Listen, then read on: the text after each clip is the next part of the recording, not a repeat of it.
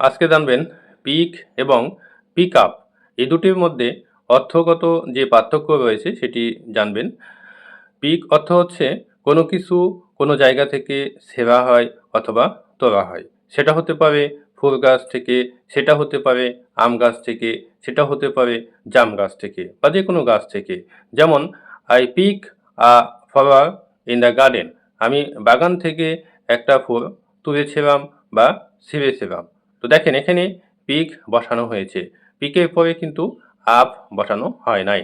কিন্তু যখন পিকের পরে আপ বসানো হবে তখন অর্থ হবে কোনো কিছু নিচ থেকে উপরের দিকে ওঠানো। যেমন হি পিকড আ স্টোন, সে একটা পাথর নিচ থেকে উপরের দিকে উঠিয়েছিল। তো দেখেন এখানে নিচ থেকে উপরের দিকে ওঠানোর ক্ষেত্রে কিন্তু পিকের পরে আপ বসানো হয়েছে। Thank you.